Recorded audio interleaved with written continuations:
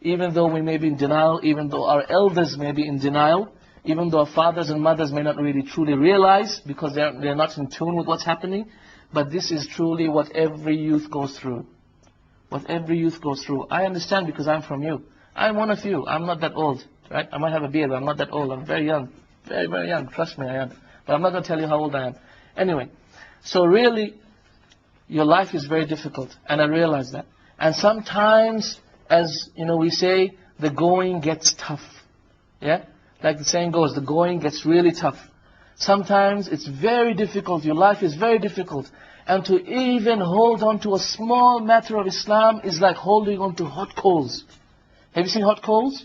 You see hot coals because in Australia we have a lot of barbecues, right? So we take these black coals and then we put a fire onto it, right? And then the fire burns, mashallah, and then it turns red. Then after it turns red, then it turns into this grey type thing. So this is when you know the coals are really ready. And then after that you put the meat on it. This is the hot coals. This is the hot coals. So it's like putting your hands into hot coals. Sometimes holding on to a small amount of the religion, whether it be just to you know leave your lectures to just come and say salah, whether it be just to you know, I don't know, just give the adhan perhaps, whether it be just to keep a beard, for example, in the society, whatever. Sometimes the religion is so difficult. Sometimes the going is so difficult. Not because the issue itself is difficult. No, just sometimes, you know, when your soul has just really been ta'ban, just been really just, you know, had a lot of pressure upon yourself, whether it be the pressure from the society, pressure from the family, pressure from outside, and the fitna is so great, and the trials and tribulations outside is so great. Yani subhanallah, sometimes it really gets tough. The going gets really tough. Well, akhi and ukhti fillah, if in such circumstances, you still hold on to the religion, and you still hold on to the religion, and you keep on holding on to the religion, then abshiru, then take the glad tidings. Of what? Glad tidings of a great reward. A great reward. It's not small, it's great. And what is this reward, you ask me? So I tell you, the reward is tremendous. The reward is tremendous. Once Rasulullah sallallahu alaihi wasallam said in an authentic hadith, he said, there will come a time in which holding on to a small part of the religion is like holding on to hot coals. Is like holding on to hot coals. And for such people who hold on to the religion, even though it is so difficult to hold on to the religion, and for such people who hold on to the religion in such circumstances, will be the reward of 100 companions of mine. 100 of companions of Rasulullah sallallahu alaihi wasallam. Tremendous reward, tremendous. You cannot imagine. You cannot imagine the reward. You see, the least person in paradise. Do you know the least person in paradise? The person with the lowest rank in paradise. Do you know what his reward is?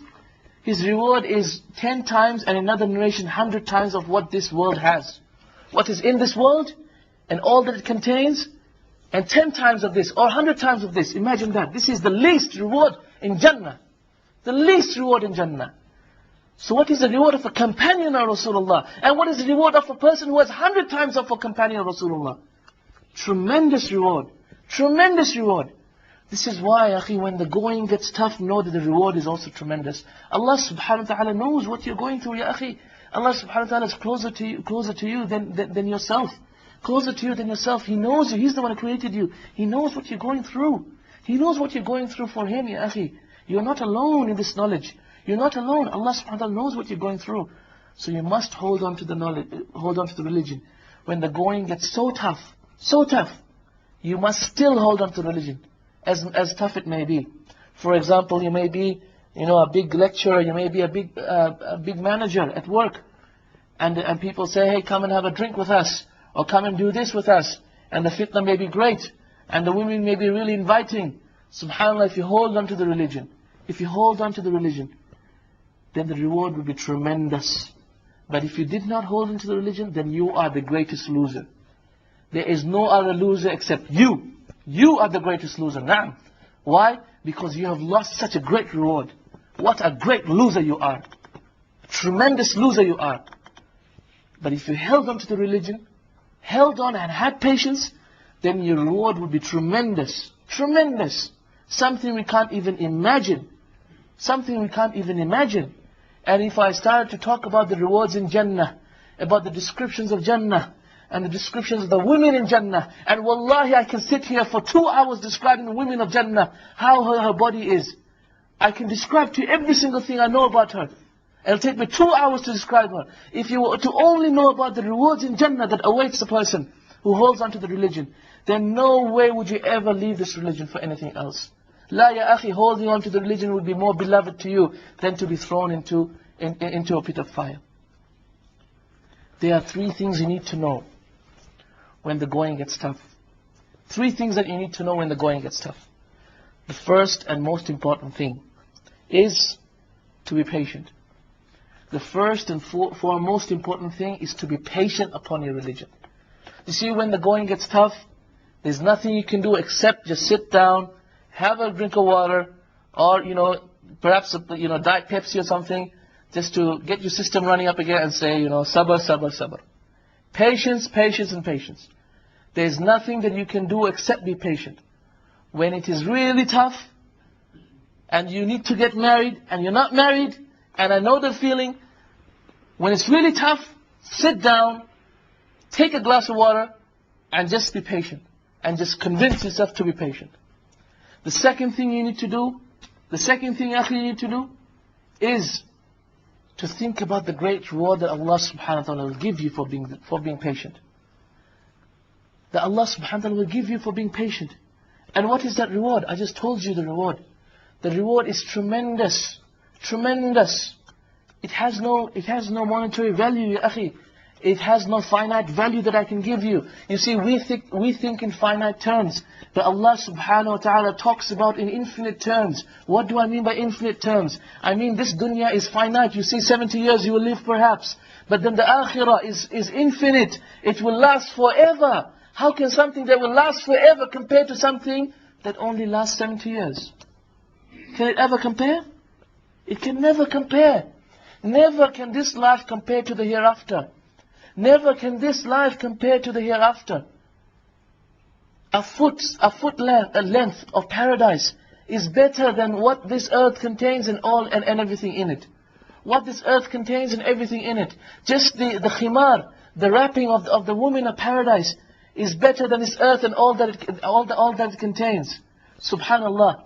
If all of this is known, then just remember the tremendous reward that awaits you if you were to be steadfast upon this religion. And the third thing, akhi, that you need to know is remember those people before you, those pious predecessors before you, those Muslims before you, who had so much difficulty in their life, yet they held on to the religion. They held on just like they were biting the roots of the tree, and held on even though they were being pulled away, they were still holding on to the religion. And I give you the example of Yusuf alayhi salam. Do you know the story of Yusuf alayhi salam? What happened to Yusuf alayhi salam? You see, Allah subhanahu wa ta'ala, when He created beauty, He divided beauty in half. Na'am. When He created beauty, He divided beauty in half. And half of beauty He gave to all of creation, and the other half He gave to Yusuf alayhi salam. Naam. So he was so beautiful, so handsome, you can't even imagine. MashaAllah, you look in the mirror and you see a handsome man, don't you? When you look in the mirror, you say, MashaAllah, what has Allah created? What a beautiful creation Allah has created. But Yusuf alayhi salam will put you to shame. Naam. He will put you to shame because he was even more beautiful than that. So what happened to Yusuf alayhi salam? Allah subhanahu wa ta'ala tells us that when he grew up, فَلَمَّا بَلَغَ أَشُدَّهُ, when he grew up and he became a young man, Allah subhanahu wa ta'ala gave him hikmah. Allah subhanahu wa ta'ala gave him hikmah. And then what happened? Gave him hikmah, meaning made him a prophet. And then what happened, ya akhi? What happened to Yusuf alayhi salam? You see, he was very tremendously beautiful. And the woman in whose house he was staying in could not control herself. And I don't think there's a woman who can really control herself when they saw a man so magnificent. So magnificent. Okay. So she couldn't control herself. And she closed the doors. And Yusuf alayhi salam was in the room. And she said, Hayta lak. She said what? Hayta lak, come to me. Come to me, I am for you. And she took her clothes off. Come to me, I am for you. Subhanallah. And what did Yusuf say? Ma'adh Allah. He didn't say, okay. He said, Ma'adh Allah.